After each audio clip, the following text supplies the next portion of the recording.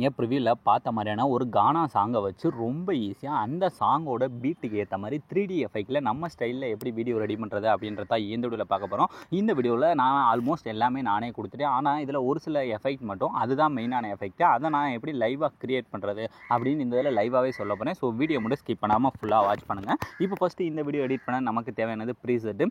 அந்த ப்ரீசெட்டில் உங்களுக்கு எந்த ப்ராப்ளம் இருக்காது. ஏன்னா ஜஸ்ட்டு நீங்கள் அதை டச் பண்ணாலே போதும், ஆப்புக்குள்ளே இன்புட் ஆயிடும். அது இந்த ப்ராஜெக்ட் அப்படின்றதில் போயிட்டு இதில் இந்த பீட் மார்க் அப்படின்ற ப்ரீசெட் இருக்கும். அதை ஃபஸ்ட்டு ஓப்பன் பண்ணிங்கன்னா இதில் உங்களுக்கு இந்த மாதிரி தான் ஓப்பன் ஆகும். இதில் ஃபஸ்ட்டு இந்த 3D ஆப்ஷன் இருக்குது பதிலாக இதை வந்து ஃபஸ்ட்டு ஆன் பண்ணிக்கோங்க. அப்போ தான் உங்களுக்கு கீழே இருக்க அந்த குரூப் எல்லாமே தெரியும். இந்த மாதிரி நீங்கள் மூவ் பண்ணால் வீடியோ ஃபுல்லாக உங்களுக்கு இந்த மாதிரி வெறும் பிளாங்காக மட்டும்தான் இருக்கும். ஏன்னா அந்த குரூப் எல்லாத்துலையுமே நாம் எடிட் பண்ண போகிற இமேஜ் வந்து உங்களோட இமேஜ் வந்து ஆட் பண்ணணும். இதில் பார்த்தீங்கன்னா ஒரு 10 குரூப் இருக்கும். இந்த 10 குரூப்பையுமே நாம் சேஞ்ச் பண்ணும்போது 10 குரூப்லையுமே இமேஜை ஆட் பண்ணும்போது அதோட சைஸ் வந்து மாறிக்கிட்டே இருக்கும். அதெல்லாம் எப்படி சரி பண்ணுறேன்னு நான் இந்த வீடியோவில் சொல்லியிருக்கேன். ஸோ வீடியோ மட்டும் ஸ்கிப் பண்ணாமல் ஃபுல்லாக வாட்ச் பண்ணுங்கள். இப்போ ஃபஸ்ட் எடுத்தோன்னே நம்ம இந்த பேக்ரவுண்ட் இருக்குது பார்த்தீங்களா, அதில் வந்து இமேஜ் வந்து ஆட் பண்ண போகிறோம். ஏன்னா ஃபஸ்ட்டு பேக்ரவுண்டை முடிச்சுட்டா அதுக்கடுத்து இந்த மீதருக்கு ஃபுல்லாமே குரூப் தான். ஒரு இதில் பண்ணுறதை பார்த்தாலே அதை வச்சு மீதருக்கு எல்லாத்துலேயுமே பண்ணிடலாம். ஸோ இப்போ ஃபஸ்ட்டு இந்த பேக்ரவுண்டில் இமேஜை எப்படி ஆட் பண்ணுறேன்னு பார்க்கலாமா. ஃபஸ்ட் அந்த லேயரோட ஸ்டார்டிங் வந்து கிழக்க ப்ளஸ் ஐக்கான டச் பண்ணுறீங்க, மீடியாவை டச் பண்ணிட்டு இந்த இடத்துல நீங்கள் எடிட் பண்ண போகிற இமேஜ் ஏதாவது ஒன்று இந்த மாதிரி செலக்ட் பண்ணிவிட்டு இதை ஃபஸ்ட்டு வீடியோட லாஸ்ட் வர போயிட்டு லாஸ்ட் வர இந்த மாதிரி இழுத்துக்குங்க.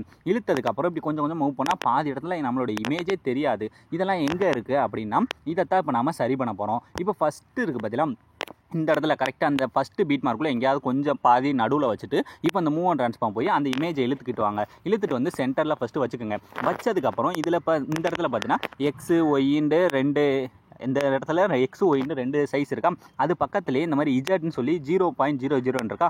அதை ஜஸ்ட்டு டச் பண்ணிவிட்டு இப்போ இதை ஃபுல்லாக மைனஸ் பண்ணுங்கள். இந்த மாதிரி நீங்கள் இழுத்துக்கிட்டே போங்க. எது வரேன்னா ஒரு 5000 வரை இழுத்துக்கிட்டே போகணும். அதனால் ஃபுல்லாக நீங்கள் இழுத்தே விடுங்க. ஸோ கரெக்டாக பார்த்தீங்கன்னா ஒரு 5400 வந்து செட் பண்ணுங்கள். அப்போ தான் எல்லா இமேஜுக்குமே பேக்கில் வந்து போகும். ஸோ இப்போ பார்த்தீங்கன்னா பர்ஃபெக்டாக நானும் அதே மாதிரி இந்த மாதிரி இழுத்துக்கு கீழேருந்து நீங்கள் மேலே இழுத்துனா போயிட்டே இருக்கு. இப்போ நான் கரெக்டாக பார்த்தீங்கன்னா அந்த 5400 செட் பண்ணிவிட்டு இப்போ இதை திரும்ப பழையபடி கொண்டுட்டு வரணும். அதுக்கு இந்த 3வது இருக்க ஆப்ஷனை டச் பண்ணி அதோட சைஸை என்ன பண்ணுறேன்னா உங்களுக்கு தேவையான அளவு, அதாவது அந்த பேக்ரவுண்டில் உங்களுக்கு அந்த இமேஜ் வந்து எந்த அளவுக்கு தேவையோ ஸோ அந்த அளவுக்கு நீங்கள் இந்த மாதிரி பெருசு பண்ணிகிட்டே வாங்க. ஸோ இந்த மாதிரி அந்த அதோட சைஸை கம்மி பண்ணுறதுக்கு அந்த மூவ் ட்ரான்ஸ்ஃபார்மில் போய் அந்த இருக்க ஆப்ஷனில் பண்ணோம். அதுக்கடுத்து இதை திரும்ப பழையபடி கொண்டு வரதுக்கு இந்த 3வது இருக்க ஆப்ஷன் இருக்குது பதிலாக அதில் போய் இதோட சைஸை நமக்கு தேவையான அளவு இந்த மாதிரி செட் பண்ணிக்கலாம். செட் பண்ணதுக்கப்புறம் இப்போ இதுக்கு அடுத்து அப்படியே பேக் வந்துருங்க. பேக் வந்து இப்போ இந்த இமேஜில் நம்ம ஒரு எஃபெக்ட் ஒன்று ஆட் பண்ணணும். அதுக்கு அந்த கீழே இருக்க எஃபெக்ட் போயிட்டு இந்த இடத்துல அந்த ஆட் எஃபெக்ட் அப்படின்றத போயிட்டு இதில் ஃபஸ்ட்டு இந்த டைல்ஸ் எஃபெக்ட்டை வந்து ஆட் பண்ணிக்கோங்க. ஆட் பண்ணிட்டு இதோட மிரரை மட்டும் இந்த மாதிரி ஆன் பண்ணி விட்டுக்கோங்க.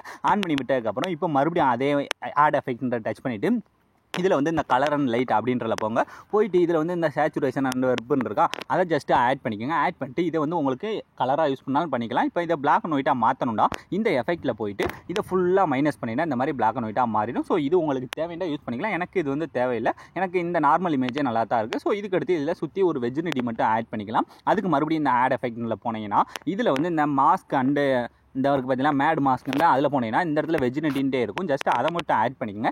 ஆட் பண்ணிட்டு இதில் கொஞ்சம் மட்டும் அட்ஜஸ்ட் பண்ணிக்கலாம். ஸோ இதில் இந்த ஃபெதர் இருக்குது பார்த்தீங்கன்னா அதை வந்து உங்களுக்கு தேவையான ஃபெதரை செட் பண்ணிட்டு கீழே இருக்க அடுத்த ஆப்ஷன் இருக்குது பார்த்தீங்கன்னா அதில் உங்களுக்கு எந்த அளவுக்கு அந்த பிளாக் வந்து தெரியணுமோ ஸோ அதையும் ஃபுல்லாக வச்சுட்டு அடுத்த லாஸ்ட் இருக்க ஆப்ஷன்லேயும் உங்களுக்கு எது வர அந்த பிளாக் கலர் எஃபெக்ட் வந்து அந்த வெஜினிட்டி தெரியணுமோ அந்த அளவுக்கு நீங்கள் இந்த 3வது இருக்க ஆப்ஷனையும் அட்ஜஸ்ட் பண்ணி செட் பண்ணிக்கோங்க. ஸோ இப்போ ஈஸியாக நமக்கு எஃபெக்ட் எல்லாமே கிடச்சிருச்சு. இப்போ பேக்ரவுண்ட் இமேஜில் நமக்கு ஈஸியாக எல்லாமே ரெடி ஆயிடுச்சு. இப்போ இதை அப்படியே லாங் ப்ரெஸ் பண்ணி அந்த 3D ஆப்ஷனுக்கு கீழே மட்டும் கொண்டு வந்துருங்க. இதுக்கு எடுத்து நீ மீதம் ஃபுல்லாக இந்த கீழே இருக்க 10 குரூப், இந்த 10 குரூப்பில் நான் ஒரு 2 குரூப்பில் மட்டும் சொல்லித்தரேன். ஏன்னா இதை வச்சு 2 குரூப்பில் பண்ணுறது தான் நம்ம மீதம் அப்படியே பண்ண போகிறோம். ஸோ அதனால் இப்போ ஃபஸ்ட்டு இருக்க குரூப்பை டச் பண்ணுங்கள். டச் பண்ணிட்டு கீழே இருக்க அந்த எடிட்டிய குரூப் போனீங்கன்னா நமக்கு இந்த மாதிரி ஒரு லேயர் வந்து ஓப்பன் ஆகும். இதில் லாஸ்ட் வர போய்கிட்டே இருக்கும். இதில் கரெக்டாக லேயரோட ஸ்டார்டிங் வந்துட்டு கிழக்க ப்ளஸ் ஐக்கான டச் பண்ணுறீங்க, மீடியாவை டச் பண்ணிட்டு இந்த இடத்துல நீங்கள் எடிட் பண்ண போகிற உங்களோட இமேஜஸ் இதில் யூஸ் பண்ணுற இமேஜை நீங்கள் பேக்ரவுண்ட்லாம் கட் பண்ணலாம் தேவையில்லை. ஜஸ்ட் உங்கள்கிட்ட இருக்க இமேஜ் அப்படியே செலக்ட் பண்ணுறீங்க. இதை ஃபஸ்ட்டு அந்த லாஸ்ட் பீட் மார்க் வரை இழுத்துட்டு இப்போ அந்த லேயரோட ஸ்டார்டிங் வந்துட்டு லாங் ப்ரெஸ் பண்ணி அந்த லேயருக்கு கீழே கொண்டு வந்தாலே போதும். ஆட்டோமேட்டிக்காக அந்த சதுரமான பாக்ஸுக்குள்ளே வந்து நம்மளோட இமேஜ் ஆட் ஆயிடும். இப்போ இந்த இமேஜ் டச் பண்ணி இந்த மூவ் அண்ட் ட்ரான்ஸ்ஃபார்ம் போய்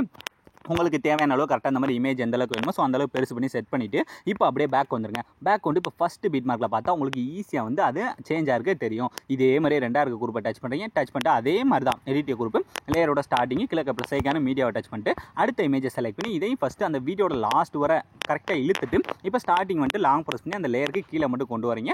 கொண்டு வந்துட்டு இப்போ அந்த இமேஜை டச் பண்ணி கரெக்டாக அந்த மூவ் ட்ரான்ஸ்ஃபார்ம் போய் கரெக்டாக அந்த இமேஜ் வந்து உங்களுக்கு சென்டரில் எந்த அளவுக்கு வேணுமோ ஸோ அந்த அளவுக்கு பெருசு பண்ணியோ இல்லை கம்மி பண்ணியோ செட் பண்ணிவிட்டு இப்போ அப்படியே பேக் வந்துருங்க. பாருங்க. இப்போ 2 மட்டும் தான் நான் சொல்லி கொடுத்துருக்கேன். இதே ஸ்டெப்லேயே நீங்கள் மீத இருக்க எல்லாத்துலேயும் பண்ண போகிறீங்க. ஏன்னா இப்போ ஆல்ரெடி வீடியோ வந்து லென்த்தாக போய்க்கிருக்கு. ஸோ ஒரே ஸ்டெப் தான் இது. 2ல் நம்ம என்ன பண்ணணுமோ அதை தான் மீத இருக்க எல்லாத்துலேயுமே பண்ண போகிறீங்க. ஸோ இதை மட்டும் பண்ணிவிட்டு நீங்கள் அதுக்கடுத்து எந்த சேஞ்சுமே பண்ண வேணாம். இப்போ இந்த வீடியோ நீங்கள் அப்படியே ஃபஸ்ட்லேருந்து ப்ளே பண்ணி பார்த்தீங்கன்னா உங்களுக்கு தெரியும், ஒரு இமேஜ் உங்களுக்கு மாறுறது நல்லாவே தெரியும். ஸோ அலாம் இந்த வீடியோ முடிஞ்சு. ஸோ இந்த வீடியோ உங்களுக்கு பிடிச்சிருந்தா மறக்காமல் ஒரு லைக் பண்ணிடுங்க. ஸோ தேங்க்ஸ் ஃபார் வாட்சிங்.